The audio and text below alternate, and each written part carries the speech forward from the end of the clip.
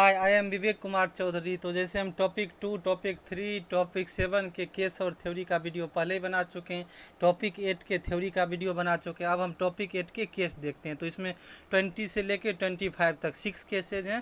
तो इसको हम देखते हैं। थोड़ा हम ये बात देखिए, 2018 और 2015 में क्या हुआ था।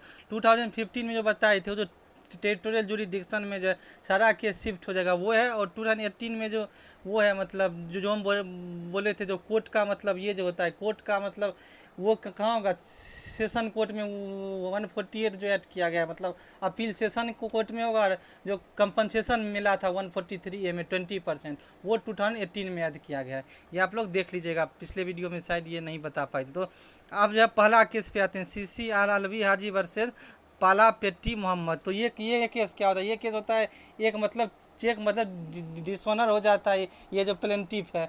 तो ये अपना जो 138 में प्रोसेस क्या बताए थे, 30 डे के अंदर जो है आप सामने वाले पार्टी को इन्फॉर्म करेंगे। तो ये बंदा अपना 30 डे के इन्फॉर्म करता है। लेकिन जो उधर से जवाब आता है, जो ये जो चेक दिए रिस्पोंडेंट साहब, ये तो आउट ऑफ स्टेशन है।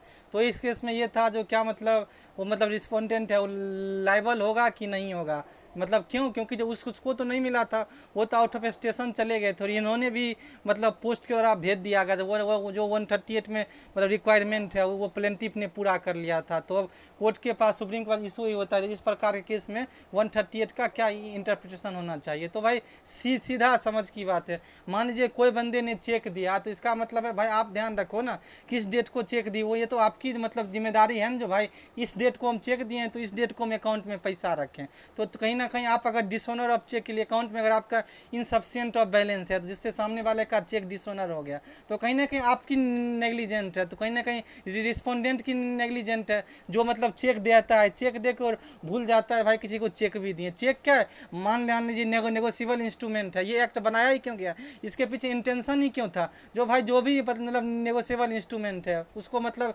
एक जो उसको जो है लीगल रूप दिया जाए। कहीं ना कहीं इसको क्रिमिनल क्यों बनाया गया, क्रिमिनल इसलिए बनाया गया जिसको स्ट्रिक्ट रूप से फॉलो किया जाए। तो भाई अगर तुम अगर चेक दिए हो तो ये तुम्हारी जिम्मेदारी है, आउट ऑफ स्टेशन रहो कहीं रहो, ये तो आदमी को पता ही होता है ना हम चेक दिए। तो कहीं ना कहीं इसमें रिस्पोंडेंट को लाइबल मानती है। और जो कोर्ट बोलती है जो मतलब आउट ऑफ स्टेशन हुआ है कहीं, अगर आप चेक दिए हैं तो ये जो आपकी जिम्मेदारी बनती है, जो आप ध्यान रखो जो मेरा चेक है नहीं है। और जो प्लेंटिफ है वो तो अपना सब कुछ पूरा किया है, वो मतलब क्या मतलब क्या है, वो आपको नोटिस दिया है, आप आउट ऑफ स्टेशन कहीं हो, ये तो आपकी गलती है। तो कोर्ट इसमें डिफेंडेंट को लाइबल मानते हैं, जो चेक दिया है उसको।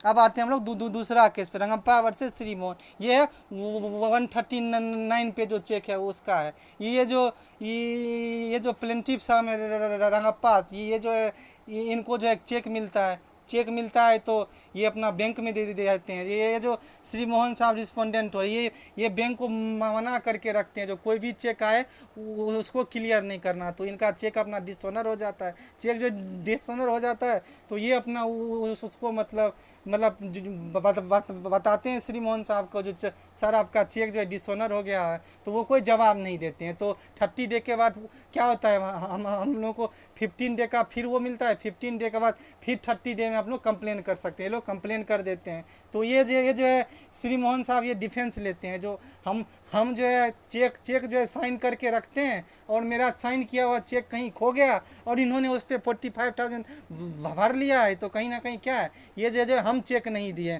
हम दोनों के बीच कोई सा बिजनेस ट्रांजेक्शन है ही नहीं। तो अब आ जाता है ये हम लोग किस में बचा, सेक्शन 139 में प्रिजम्पशन किसके पक्ष में होता है बताइए।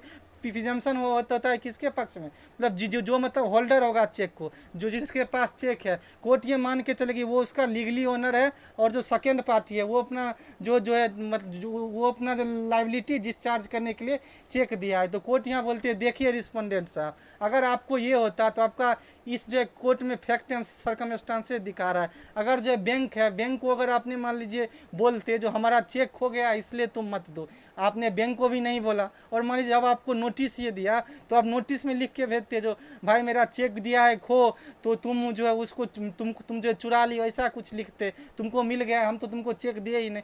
तो आप तो कोई जवाब ही नहीं दिए। जब कोर्ट में केस आया तब आप नया नया चीज़ बोल रहे हो, तो इसका मतलब क्या है, जो आप ये प्रूफ नहीं कर पाए। और 139 का मतलब प्रिजम्पशन क्या है, जो अगर प्रूफ नहीं कर पाए तो मतलब इसका मतलब है जो आपने क्या किया, आपने चेक कहीं ना कहीं मतलब दिया है सेकेंड पार्टी को, जो होल्ड करता है वो उसका लीगली होल्ड कर रहा है। तो कहीं ना कहीं जो श्री मोहन साहब के सारे मतलब उसको है कंटेंशन को रिजेक्ट करके और कोर्ट बोलते हैं जो आपको मतलब देना पड़ेगा। हाँ, अब आते हैं अगले केस पे, Lakshmi Daichand versus state of Gujarat. ये क्या करते हैं, ये जो साहब थे रिस्पोंडेंट साहब, ये इसमें क्या करते हैं, चेक में ये अलग साइन करते हैं और बैंक में अलग साइन रखते हैं। हो सकता है एक आदमी के 5-5 साइन होते हैं, तो क्या हुआ, बैंक का साइन और चेक का साइन सेम होना चाहिए, तो ये चेक पे अलग साइन कर देते हैं, तो इनका चेक डिसऑनर हो जाता है। तो इस केस में इशू वही होता है जो क्या साइन अगर अलग हो तो ये डिसऑनर ऑफ चेक 138 में आएगा। तो कोर्ट बोलती है हाँ ये भी एक प्रकार का डिसऑनर ही चेक है, क्योंकि आपको पता है आप बैंक में कौन सा साइन दिए और जानबूझ के आप अलग साइन दे रहे हो जो बैंक क्लियर ना करे, तो आपका इंटेंशन दिखाता है जो मतलब मेलाफाइड इंटेंशन है। तो कहीं ना कहीं ये भी मतलब डिसऑनर ऑफ चेक का मतलब एक मतलब वो आता है, मतलब एक जो है 138 का वो है। देखिए मतलब कितना अलग अलग प्रकार से जो आदमी दिमाग लगाता है, तो कोर्ट भी अलग अलग प्रकार से दिमाग लगा के इंटरप्रिटेशन कर रही है 138 का। मतलब लॉ को कौन इंटरप्रिटेट करती है, कोर्ट करती है। अब आते हैं अगले केस पे, MSR लेदर्स वर्सेस एस पनाली अपन। इस केस में क्या हुआ था, ये इस केस में एक चेक देता है कंपनी जो है एक जो MSR लेदर को, और जो तो इसका चेक डिसऑनर हो जाता है। तो ये जो बोलता है जो भाई अब अभी कुछ समय रुक जाओ, उसके बाद जो है चेक फिर दे देंगे, तो ये जो 3-4 महीने फिर रुक जाता है, 4 महीने रुक जाता है, फिर दोबारा चेक लगाता है, फिर से डिसऑनर हो जाता है, फिर से ये बताता है, तो मतलब 30 दिन के अंदर नोटिस देता है, लेकिन 15 दिन के अंदर फिर से चेक नहीं मिलता है दूसरा टाइम, तब ये कंप्लेन कर देता है। तो अब देखिए कितना ये तेज है एस पनाली अपन साहब। ये बोलते हैं सर देखिए मतलब क्या हम बताए थे आप लोगों को 138 में, सबसे पहले जो चेक डिसऑनर होगा तो 138 में क्या होगा, 30 डे के अंदर नोटिस देगा, 30 डे के नोटिस दे के उसको 15 दिन का टाइम मिलेगा, और 15 दिन में अगर नहीं दिया तो फिर 30 डे के अंदर मतलब कंप्लेन फाइल करना पड़ता है। इसमें क्या हुआ था 3-4 महीने हो गए।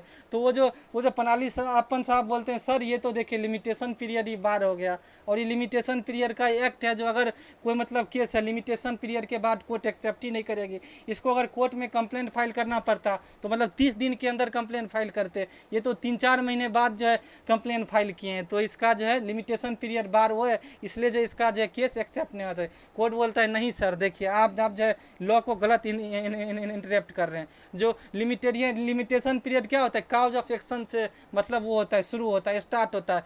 देखिए फर्स्ट काउज ऑफ एक्शन कब राइज हुआ, जब फर्स्ट बार चेक हुआ डिसऑनर, और सेकेंड बार फिर आपने 3 महीने बोला जो कुछ दिन रुक जाओ, तो 3-4 महीने बाद जो फिर से बैंक में डाले हैं तो फिर से काउज ऑफ एक्शन एराइज हो गया, तो फिर से काउज ऑफ एक्शन एराइज हो गया और फिर से आपको नोटिस दिया। तो कहीं ना कहीं जब हम सेक्शन 138 डिसऑनर ऑफ चेक पढ़ते हैं तो उसमें कहीं नहीं लिखा है जो कब डिसऑनर हुआ, कितने दिनों में डिसऑनर हुआ, इसमें बस है डिसऑनर के 30 दिन मतलब जो प्रोसेस है नोटिस के 15 डे बाद 30 दिन का टाइम मिलता था। सेकेंड बार जो इन्होंने आपको मतलब डिसऑनर हुआ फिर नोटिस दिए, तो ये फिर से काउज ऑफ एक्शन एराइज हो गया। सेकेंड बार फिर से मतलब डिसऑनर हुआ तो ये मतलब काउज ऑफ एक्शन फिर से एराइज हो गया, फिर से इन्होंने पूरा प्रोसेस किया। तो कहीं ना कहीं आपको जो है ये जो लिमिटेशन बार नहीं है, और क्यों, क्योंकि फर्स्ट बार काउज ऑफ एक्शन हुआ बट तब ने आपने रोक दिया, तो फिर से सेकेंड बार इन्होंने बैंक में आया तो काउज ऑफ एक्शन फिर से एराइज हो गया, तो इसलिए आप जो है हो लाइबल। अब आते हैं अगला केस पे, जीजे राजा वर्सेस तेजाराज सुराना। इस केस में क्या हुआ था, मेन इसमें सुप्रीम कोर्ट बोली थी देखिए 143A में ये तो दिया हुआ है जो कोई अगर चेक अगर डिसऑनर हो तो 20% तक इंतरिम कंपनसेशन मिल सकती है। बट मान लीजिए सामने वाला पार्टी इंतरिम कंपनसेशन दे ही नहीं, तब कोर्ट क्या करेगी, तो सुप्रीम कोर्ट ने बोला देखो मजिस्ट्रेट साहब आपके पास जो सेक्शन 421 सेक्शन 421 CRPC में इतना पावर है, आप जो है जो उसका घर है जो उसका लैंड है उसको अटैच करा लो, उसको सेल कर लो, या मान लो उसको जो है वो मोटगेज कर दो, तो सेक्शन मतलब 421 CRPC में जितना भी है अटैच करके सेल करके जो उसका प्रॉपर्टी है हाउस है उस सबको बेच उच के आप जो है 20% वो दे सकते हो, इंतरिम कंपनसेशन दे सकते हो। तो मेन जी राजा वर्सेस तेजाराम सुराना में 2019 में कोर्ट ने ये बोला जो मजिस्ट्रेट इंतरिम कंपनसेशन देने के लिए सेक्शन 421 ऑफ CRPC का सहारा ले सकती है, और जो है मतलब अटैचमेंट सेल जो भी उसका मूवेबल प्रॉपर्टी है इमूवेबल प्रॉपर्टी का जो रेवेन्यू है उसको लीज यूज करा के भी दे सकती है। अब आते हैं अपने लास्ट केस पे, सुरेंद्र सिंह जेनावाल अनादर वर्सेस वीरेंद्र सिंह गांधी। मेन इसमें ये था, देखिए हम लोग 2018 में दो चीज़ ऐड हुआ था, सेक्शन 148 एंड सेक्शन 143A। 148 क्या है, जो मतलब अपील कहाँ जाएगा, अपील जाएगा वहाँ मतलब सेशन कोर्ट में। 143 ये क्या है, मतलब ये जो है इंतरिम कंपनसेशन कोर्ट 20% दे सकती है। तो मतलब ये था जो किसका प्रोस्पेक्टिव होगा किसका रेट्रोस्पेक्टिव होगा। तो कोर्ट ने बोला देखो 143A का मतलब पर्सपेक्टिव होगा। क्यों, क्योंकि मतलब अगर इसका रेट्रोस्पेक्टिव किए तो पहले का जितना है कोर्ट में लिटिगेशन की भरमार लगे, सब बोलेगा हमको इंतरिम कंपनसेशन चाहिए, हमको इंतरिम कंपनसेशन चाहिए। तो चेक की केस तो बहुत ज़्यादा होती है। हम लोग भी न्यू बनेंगे लॉयर तो सबसे ज़्यादा मतलब डिसऑनर ऑफ चेक का ही मतलब वो मिलता है हम लोग को, नया न्यू लॉयर को। तो कोर्ट बोलती है 143A है वो 2018 के बाद जितने केस आए मतलब प्रोस्पेक्टिव लगेगा, लेकिन 148 है केस पहले ही डिसाइड हो चुका है। तो अपील तो कोई दिक्कत नहीं, अपील तो सेशन कोर्ट में हो ही सकता है, कोर्ट तो पहले ही डिसाइड हो चुका है। तो 148 को आप रेट्रो एक्सेप्टिव मतलब पहले वाले केस में भी लगा सकते हैं। 143 है उसको पर्सपेक्टिव लगाएंगे, मतलब अपील के केस पहले भी हो सकता है, जो 2018 का केस था से पहले का केस है। मतलब इसको एक लाइन में समझे तो 148 जो अपील है उसको हम रेट्रो एक्सेप्टिव लगा सकते हैं पहले के केस में, बट 143 है जो मतलब कंपनसेशन का है वो प्रोस्पेक्टिव मतलब 2018 के बाद के केस में लगा सकते हैं। तो आई होप टॉपिक 8 के सारा केस आपको क्लियर हो गया होगा। मेरा अगर प्लेलिस्ट आपको हेल्पफुल हो तो प्लीज़ हमारे चैनल को सब्सक्राइब एंड शेयर करें गाइज। Thank you guys.